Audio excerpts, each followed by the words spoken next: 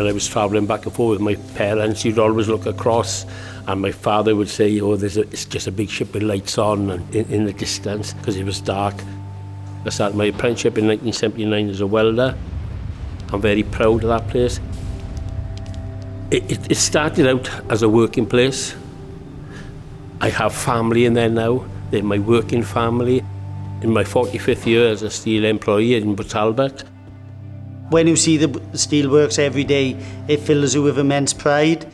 It is a community, and I think any steelworker you talk to that obviously goes up the M4 corridor, you're looking to see the blast furnace is on, what casters are on, are we rolling today, are we not? I started as an apprentice back in 2000, so I've been here now just over 23 years. It's that real infectious pride in what we do. An opportunity for the young generation coming forward to have a standard of living that I think only my parents could have dreamt of for me. From dirt to steel to the front gate, and off it goes.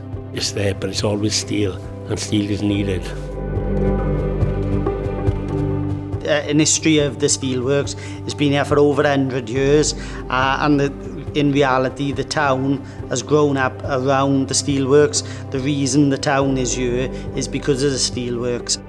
And it's been a major influence in a lot of families for many, many years. The areas then were sort of Porthcawl, Canelli, Swansea, Neath, Aberavon. But the community has now gone further afield. There are people travelling from much further. It's the last bastion of industry in South Wales. We've got a piece of wall from the original steelworks that's still standing, and legend says if that falls, that'll be the end of the steelworks. So it's always a relief when you drive past and it's still standing. And we've got to make sure that we maintain that and protect it for years to come. When you say Port Talbot, I think the steelworks is the heart of the town.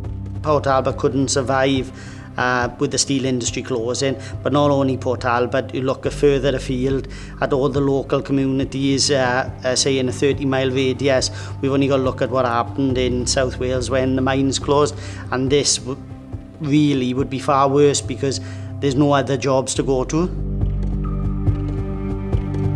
The steel that we produce here, we started from a piece of dirt. It comes in from the harbour, and then it goes through the processes where it becomes iron. It goes to the steel and slab where it becomes steel. It goes to the hot mill where we roll it into coil. Now that can go to many places. It can feed car industries. It can white goods materials. So there's many things that the steel industry is used for. I mean, I look upon it as the bigger things, but I mean, who knows? It could be knives and forks. It could be everyday things that we don't even think or give credit for. Been under the threat for nearly half my life of possibly losing my job. I've been in the steelworks for 46 years, man and boy, apprentice, right through to electrician, gone through the British Steel, Chorus, and now Tata.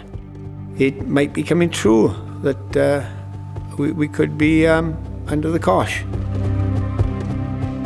Tata Steel, the owners of Port Talbot Steelworks, I think they're not looking after their workforce. They're not looking after the communities that rely so heavily on them. When I go down to Bridgend and they've lost Fords and they've lost Biomet on the way, all the shops are half shut. People are living in shop doorways. It breaks your heart to see people like that. When I come to Port Talbot, it's still a vibrant community. It's a vibrant community, a shopping centre. It's what everybody wants. What's that going to be like if the steelworks went? Well, we've been definitely neglected in investment. No wonder we're always going to make a loss.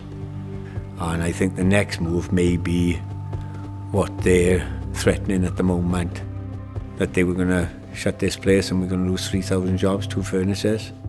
They've promised to consult with the workforce all the way through, and that's one thing they haven't done. They haven't consulted properly, and it feels like they are just throwing the community and the workforce away. So are we heard by the owners of the steelworks? We're here to save the steel industry, not just in Port Talbot, but in the UK. We'll fight and we might lose, but if we don't fight, we'll definitely lose. And we intend to fight.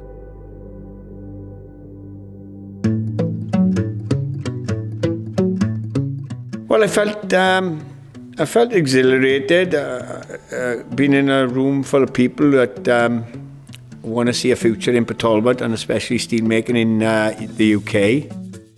We've come here today to have the presentation from Sharon Graham, the General Secretary for Unite, who's presented a document now to save the steel industry, not just in Port Talbot, but in the UK.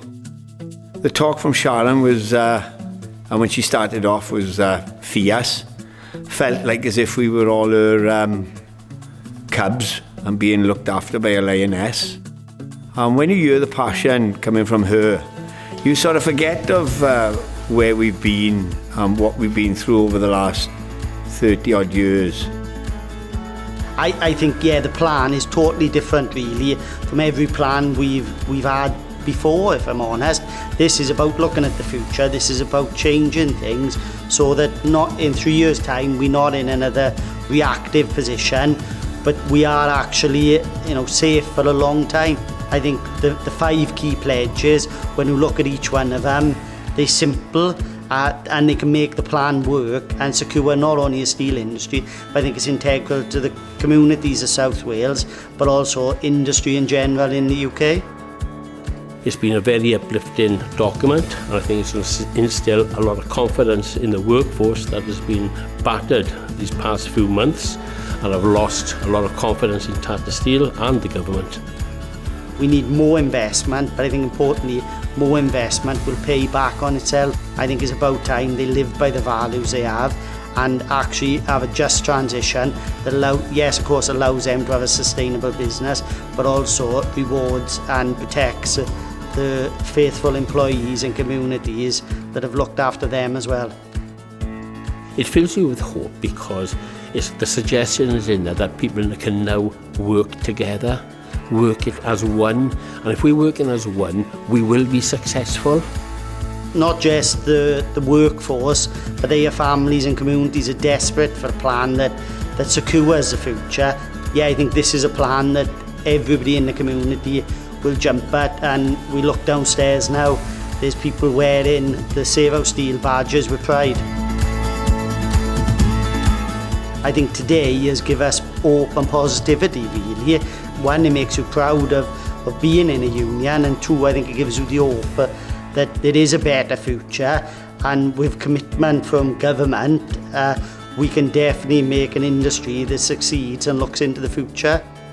I know it might seem silly and strange, but it nearly wishes that I had another 20 years or so in this industry, because it seems a very exciting time that we're having coming ahead of us, and it would be lovely to be part of it. There's a market that's going to be growing year on year, and we need to be at the forefront like we were many years ago. I think there's massive hope there now for this next generation coming forward, because technology is moving on so fast.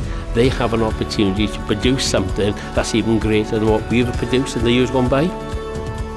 And we will nail this. We will be the front runners in the steel industry for the world.